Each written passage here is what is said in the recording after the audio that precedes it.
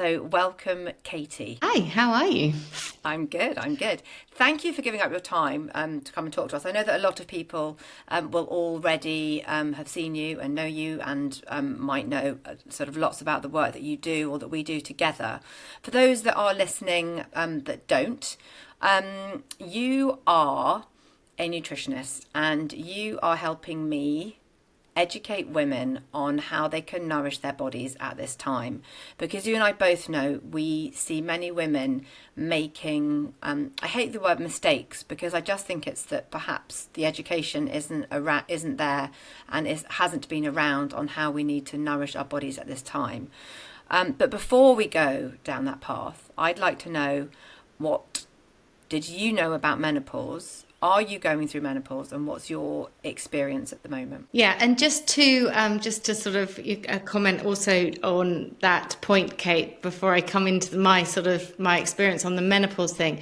I, just like you mentioned, I am extremely passionate about supporting women during this very, very overwhelming time. Not only are hormones going absolute crazy, but life can feel pretty overwhelming. And there is so much information out there with regards to what we should eat, what we shouldn't eat, how to strike that all important balance.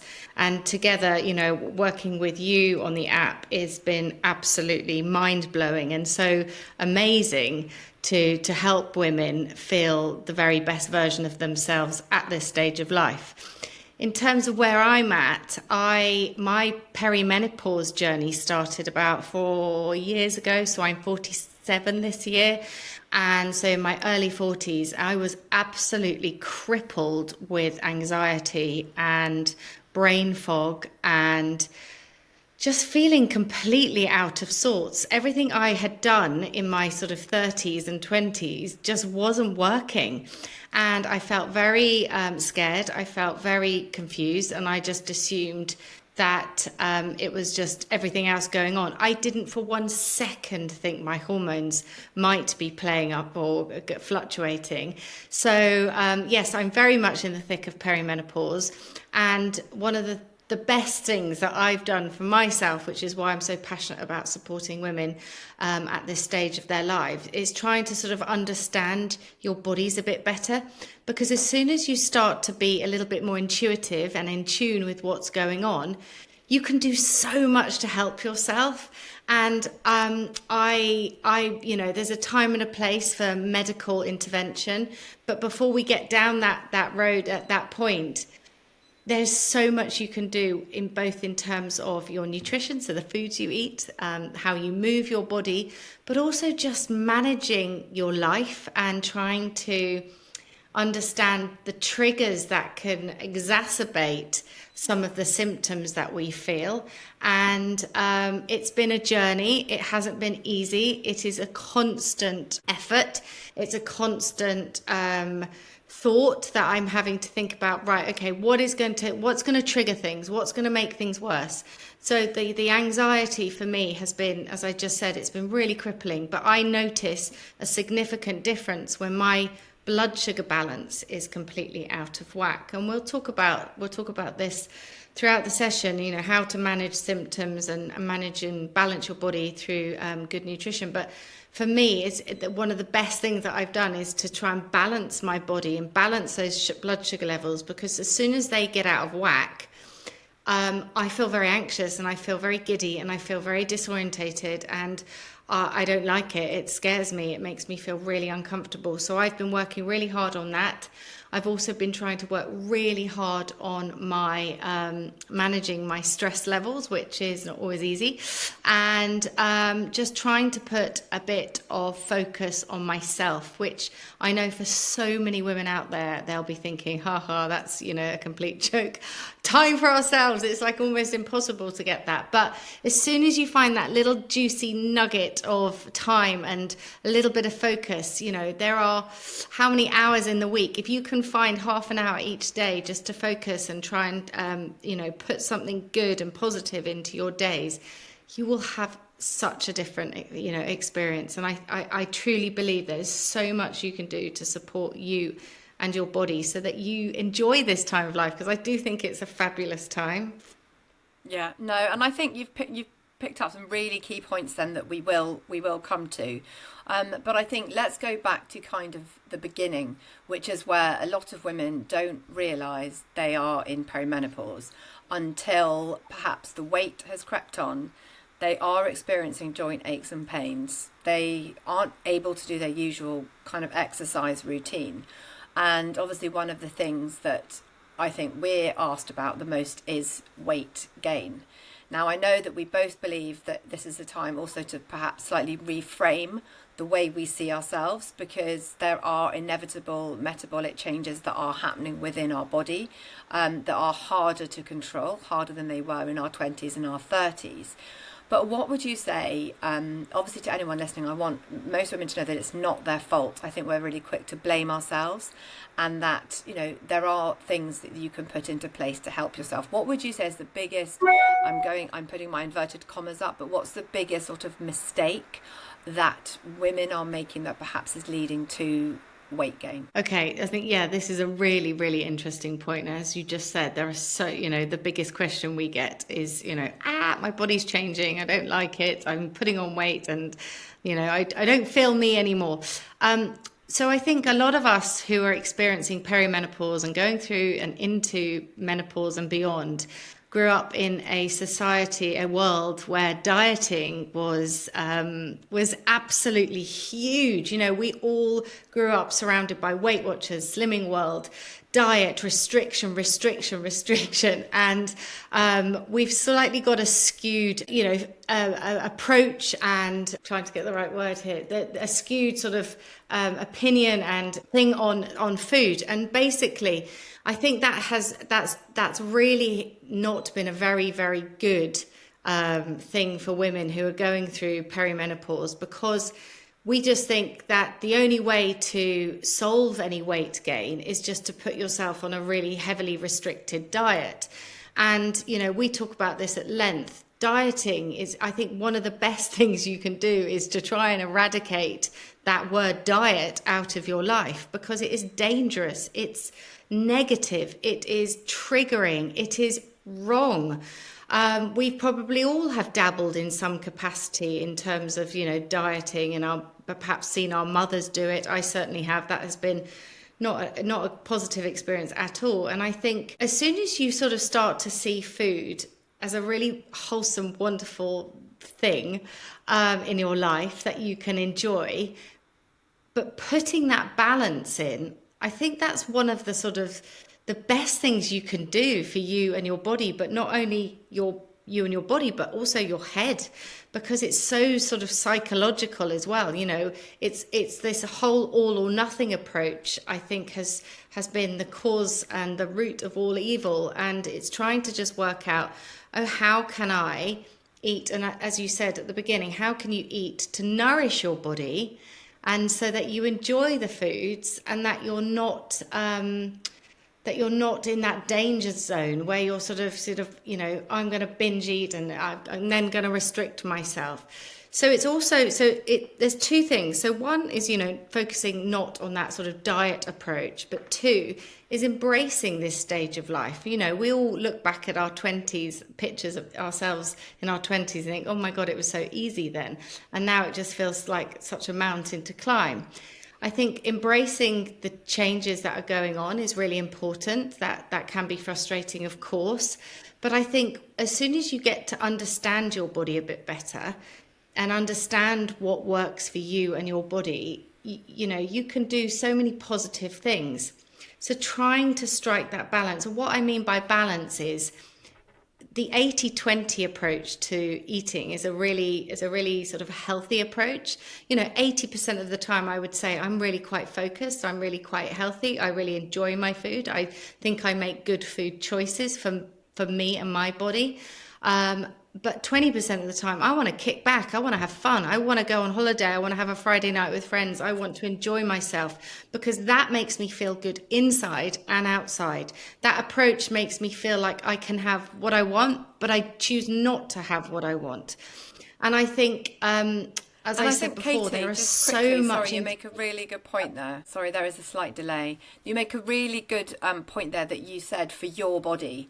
And I think that is really intrinsically linked into what a lot of women are trying to do, obviously, is to sort of follow things or follow trends or follow myths that have been put out on social media, and it won't suit them and their lifestyles. Like, our bodies are unique, our bodies are different. What works for me won't work for you, what works for you won't work for somebody else. And it's about finding out and stripping it back and going back to basics, which we talk about, and working out what it is and what could be the cause of that weight gain that people are experiencing. And you touched on that sort of dieting and juicing and restriction, and actually that's often the cause of the weight gain, is that women aren't actually eating. And from what you and I know both as PTs, is that actually when you starve your body and you feed it again, it actually likes to absorb sort of the fat, because it's worried about when it's going to be getting some more food to be able to protect your vital organs. So it actually is really, really counterproductive. It's a counterproductive thing to do, to fast, but also to follow other people, follow guidance, work with somebody who can get you to a place where you know what you're doing for your body. Yeah, and I think also when I look at sort of, if I'm working with an individual client and we're looking at their food diary for the week and or the week they've just had, the weekend, often some people do undereat, but they eat the wrong thing, and that can be quite calorific. It can be quite weight gaining style eating. But also I think women love to celebrate with food. They love to cry with food. They love to, we use it for such an emotional thing, which I think is fantastic. But I think often we forget how much we eat as a woman. We like to graze. Women are sort of notorious for picking and snacking and eating their kiddies' tea, and they sort of they'll be in a car and they'll sort of, the hand goes in the bag of I don't know, sweets or something. And I think so although some people are undereating, there are people that think they're not overeating, but they actually are. And that doesn't mean you need to stop eating. Actually, when you're focusing on the right foods, you can eat a lot of food.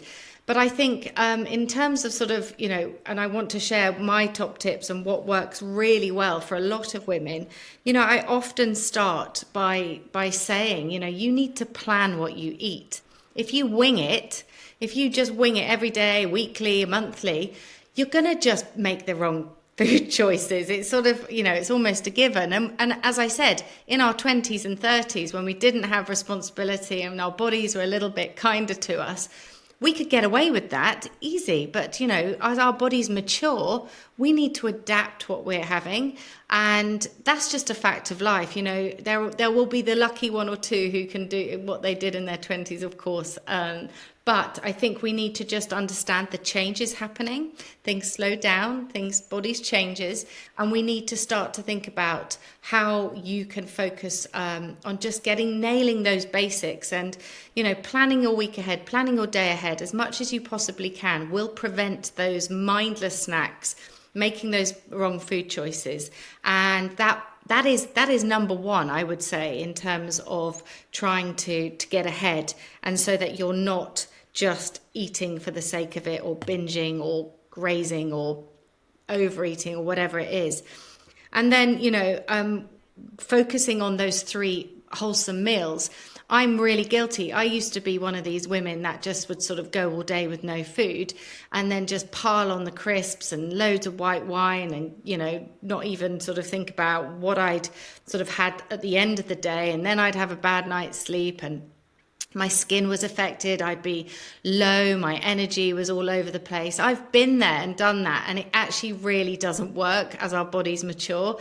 So I think, if you can start to think about just going back to basics, it's not complicated. It doesn't require a gimmick. It doesn't require you to spend vast sums of money, as you said, Kate, on, juicing or the latest supplement. It's like 3 wholesome meals a day.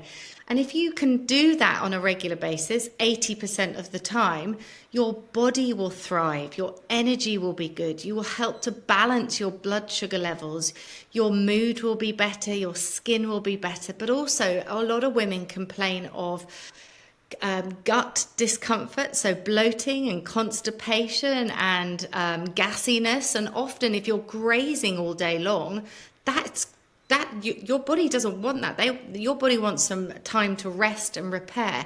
So having those 3 meals where you're not grazing and snacking all day is really, really important. And then as soon as you've nailed those basics, you can start to add in just a few little extra things, like making sure those meals are full of protein. And protein comes up the whole time. It is number one thing that we should be having, especially for breakfast and lunch, because it helps stabilize your blood sugar levels. It helps synthesize those hormones that are depleting or fluctuating. It helps repair your muscles after a workout. It helps keep you fuller for longer. And I think long gone are the days where we associate loads of protein with bodybuilders. It's not going to bulk you out. It's going to stabilize your body. And that is what we're trying to do when those hormones are fluctuating or symptoms are all over the place and you're feeling completely stressed out with, whatever's being thrown your way. So, nailing those basics, starting to layer on that protein in your meals. We also know, and there's lots and lots of research about lots of getting that colour and your plants in. So that's your sort of next thing to layer on top.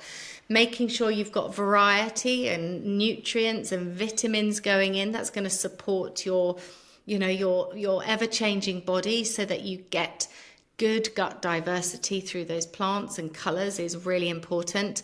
The magic number that is being talked about is about 30 different plants per week, and that is a challenge. I definitely think if you aim between 20 and 30 different plants, different fruits and vegetables, seeds and nuts, herbs and spices, your gut, your body is going to really love you for that. And then you think about the next layer. The next layer I would say is those good fats. We need good fat. Again, I grew up being told that avocados were fattening and not good for you. I mean, where did that come from? And so adding those little good fats is going to support your satiety, keep you fuller for longer. It's going to help you. It's going to help your joints. It's going to help your brain health. It helps your skin. It helps so many different things. And then we start to think about the next layer of things. I love getting those omega-3s on board because they're so supportive for our brain health and anti-inflammatory. So things like those oily fish and flax seeds and chia seeds and walnuts, really rich in omega-3, which your body can't produce on its own, so we need to get it in. And of course, things like hydration. If your body is not hydrated, you are going to feel foggy, you're going to have poor energy, your gut health is going to suffer, because we need to help the motility of all these things going in. And it really helps with that sort of vibrancy within your body. And so many women I talk to say, oh God, I skipped a meal here. I'm not drinking enough water. I definitely just sort of grab sandwiches, processed foods on the go. And it's just going back to basics, eating real food at considered times throughout the day.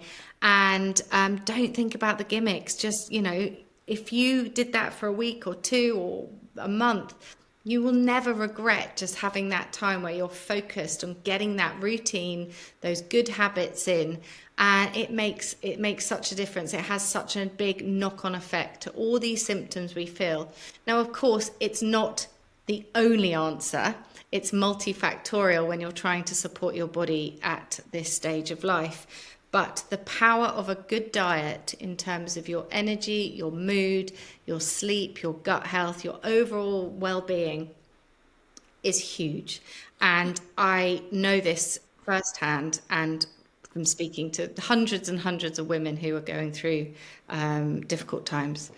Yeah, I think you've brought up some really good things there. I think sometimes with that amount, there's a lot of information there. Like, it can be so overwhelming. And like you've said, you've layered it up and you've put like little tiny steps in to help people. I think it's really important to say that when you're implementing these steps, and I know that you would wholeheartedly agree, you're not doing all of those on one plate at the same time. So like gradually build up, just like with exercise, start slow and add. And like that's the one thing that you and I both again in common advise the women is like week one, add your protein, look at what you're taking. And I know that's one of the questions that we're asked really frequently, how much protein, and obviously correct me if I'm wrong, you're the nutritionist, but it's sort of 1.2 grams per kilogram of body weight. And actually, I have heard recently that there are suggestions from other more scientific routes that you could even up that a little bit, doing more workouts. It's important to be mindful of the workouts that you're doing, because there is a fact that you can have too much protein. But for anyone listening, basing that on someone who's around about 60 kilograms, I would aim to advise them to get around about 72 grams of protein a day, and that's like one chicken breast per meal, essentially. Yeah. And I think, and if that feels really overwhelming, just making sure, as I said, for me, if I skipped protein and at breakfast and my lunch, I'd be all over the place. My blood sugars would be out of whack. I'd have quite serious brain fog. I'd just feel just not quite right. So, even if, that sort of number feels a bit overwhelming, thinking just about adding, like you said, a 3 tablespoons of Greek yogurt with your breakfast, having a couple of eggs with on toast, and then having a chicken salad, and then in the evening maybe having your salmon or some lentils or some tofu, and just that is simple. That's not complicated. But if you can add that protein in, as you just said, as your sort of number one layer on top of those 3 wholesome meals a day, using real ingredients, that is a brilliant place to start and will make a really big difference as well. And Katie, you've mentioned it quite a number of times, and I think it's definitely worth bringing up here. We talked about blood sugar, and I think when people hear about blood sugars, they don't actually realise sort of the impact that has on us hormonally at this life stage. It's kind of like you have a chocolate bar, and people just think, that maybe the chocolate bar is just bad. But actually, what happens when we eat these kind of sugary processed foods to our bodies is obviously we get this kind of, massive adrenaline high, and then just a crash. So again, that's where we're talking about eating foods that sustain our blood sugar levels. It's not necessarily like that the chocolate, I mean, obviously the chocolate is bad for you, but in terms of kind of, trying to switch it around and think about why would you eat that over something like, so you're hungry, you have a snack, people reach for a chocolate bar, reach for something like an apple and some peanut butter. That will keep you fuller for longer, and you won't eat that apple and peanut butter and then want, you will signal to your body that is enough. Your sugars are balanced. Whereas if you have the chocolate bar, it just keeps going. I need more, I need more, I need more, and you'll never be full to the point of feeling satisfied. And obviously it's not a good not a life choice. It might not be the right choice you're making at that time, because obviously as we go through menopause and our estrogen declines, that has an impact on our metabolic health, which has an impact on our blood sugars anyway, which is why then it becomes harder. But I'm going to ask the question because I know that people listening might want it, like things like the Zoe app, which I know that a lot of people are turning to if they want to, in my opinion, waste £250, go for it. I think that we can learn to feed our bodies without having to necessarily monitor it. It might take a little bit longer, but I don't think you need to spend the money on it. Yeah, I mean, they're getting, I think they're getting a lot of publicity because there's a lot of money behind these continuous glucose monitors, and I think for some people they've been an absolute game changer. It's been really informative. They've learned quite a lot about their bodies. For me, I don't have 250 quid to spend. I would much rather put that into, buying some good quality food for the month ahead, and trying just to sort of get those basics right. So yes, there is a time and a place for them. They're very useful. They're good, but they're not my approach, because I feel like we don't need that to understand our bodies. What we need to understand is, what is going on? What are we eating on a weekly basis? How much are we moving? What are the stress levels like in our life? How are we sleeping? Are we drinking lots of alcohol, or, relying on caffeine too much? Or are we just, nailing and constantly grazing on processed food? Because all those things tell us so much already. We can learn about what we're consuming and learn about what might be triggering. And I I was not, for example, I was not eating protein at every meal. I was grazing, snacking, winging it. I was sort of like, I let my stress take over. I didn't sort of go to bed at a regular time. I did exercise when I could fit it in. Now I feel like I'm a bit more bulletproof. I'm just like, and I know some of you might be listening saying, well, it's all right for you because you're a nutritionist and you've got PT on the side, but this isn't easy. This is not something that I take for granted. It's not something I'm juggling, teenage boys, I'm juggling jobs, I'm juggling, running my house and all sorts of stuff. So, but I just choose because I want to future proof my body. I don't want those symptoms and those hormones to make me feel crazy. I want to take ownership of it. And it feels so good. Like, I don't know anyone who regrets doing a workout. I don't know anyone who regrets having a week or two just focusing on them, on their food. It feels like a mountain to climb. If you're sat there thinking, I know I need to do something, and know I need to do something, it does feel overwhelming. Of course it does. But I'd like to think, and that's why I love our community on Owning Your Menopause, because when women work together, we hold each other's hands, and that's really powerful. It's really magical. I really believe that you can do so much without relying on a Zoe app or a little gimmicky thing. But if that makes you feel good, and that's something that you want to explore, I'm never going to say to somebody, don't do it. It's a very personal thing to do that, and everyone will have different budgets and different issues to address.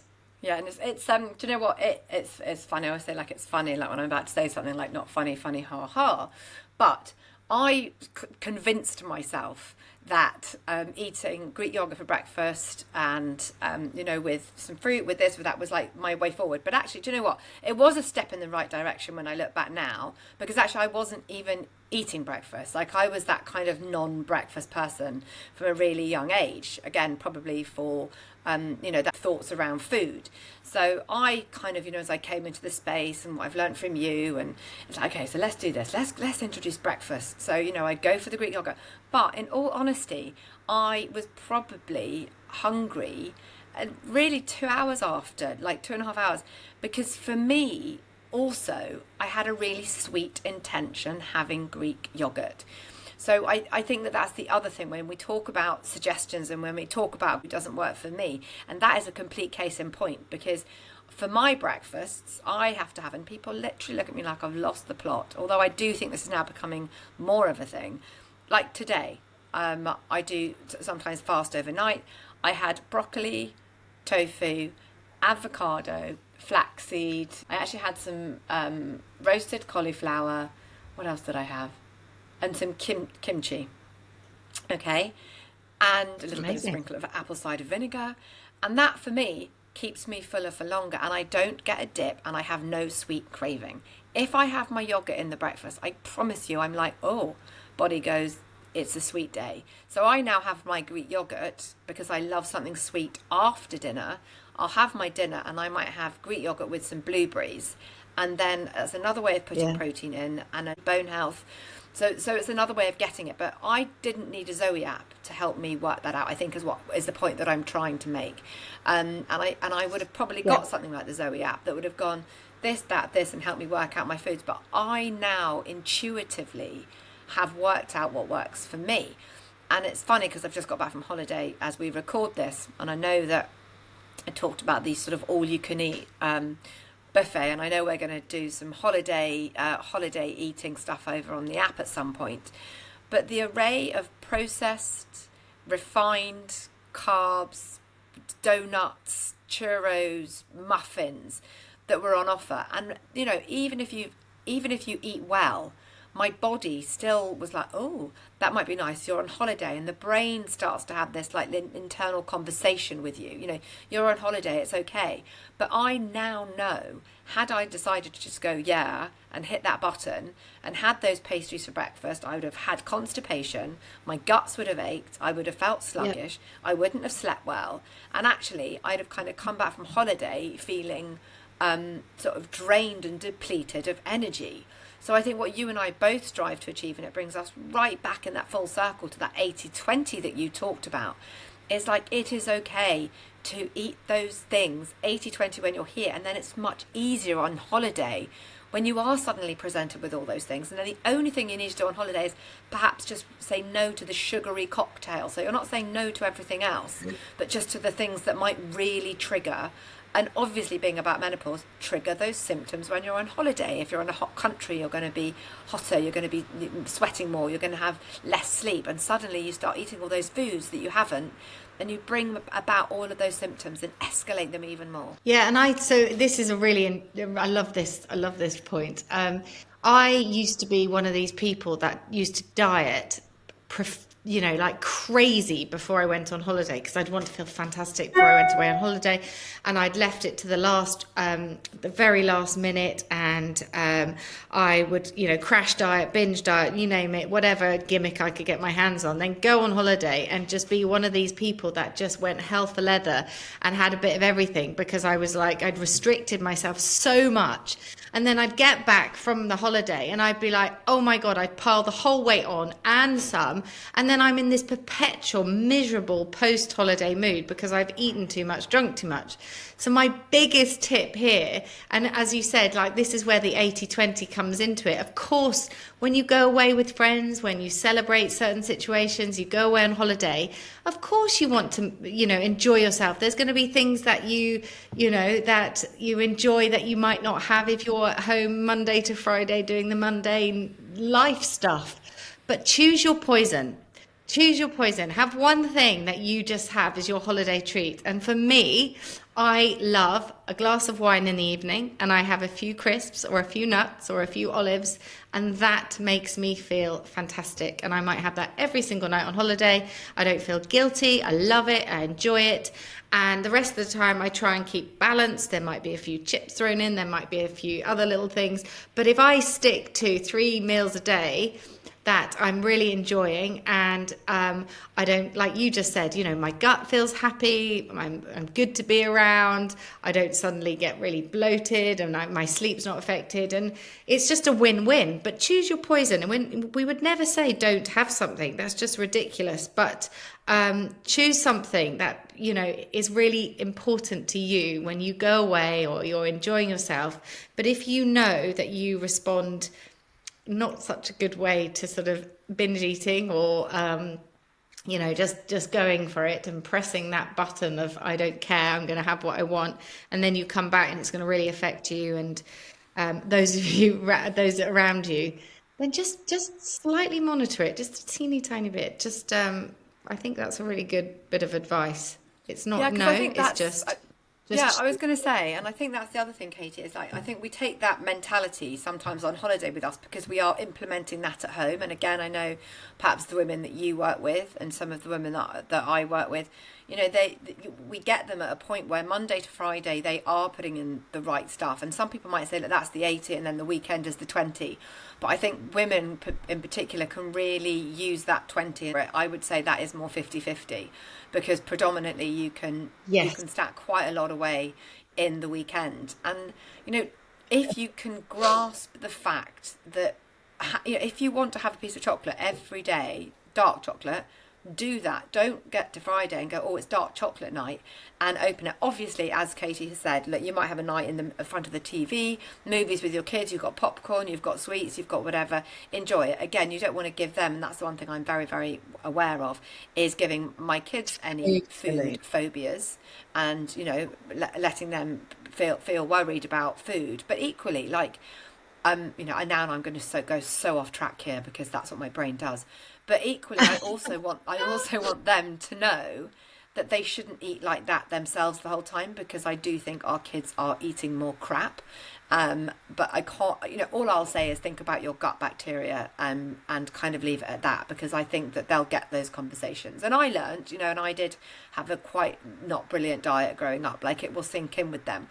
But I know that even if I eat like that and I've had that night on the sofa and I've had nothing to drink, I will wake up with like what feels like a hangover.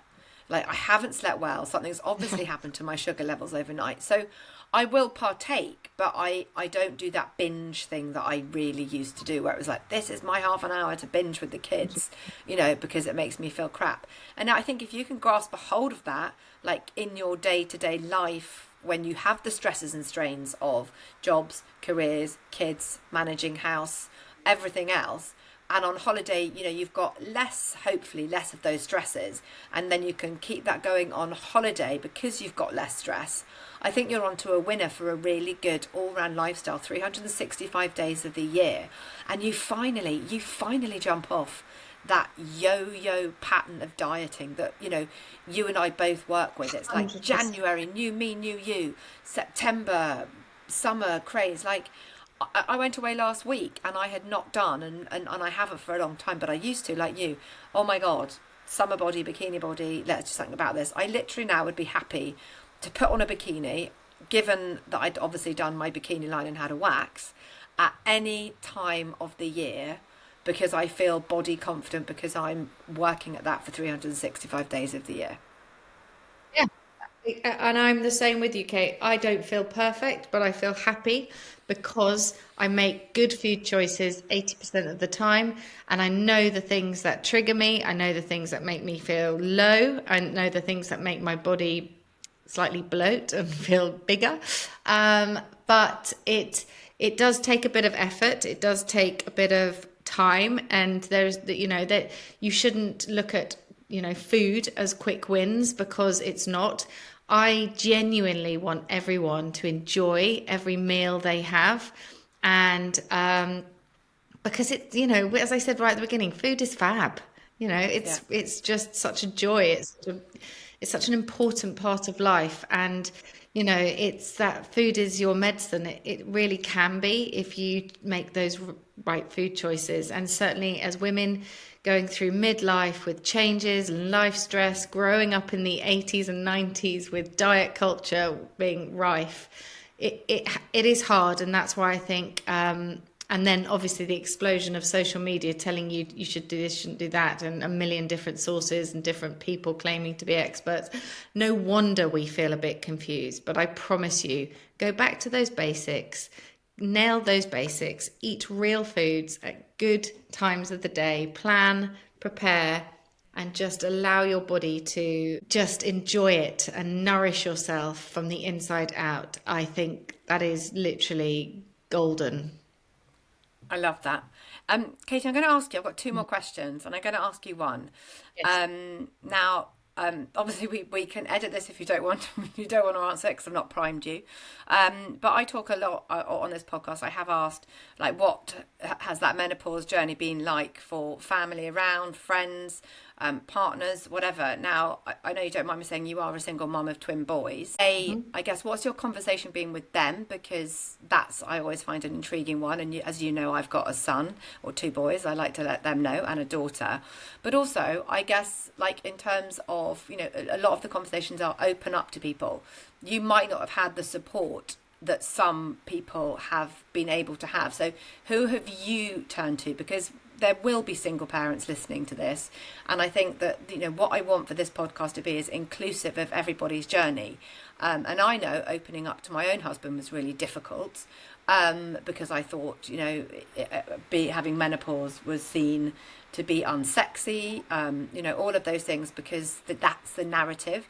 So I guess my question to you is, what's that conversation you've had with the boys, and how have you navigated, I guess, those particular tough times? I know that we've obviously, become very, very close, and we've shared a lot.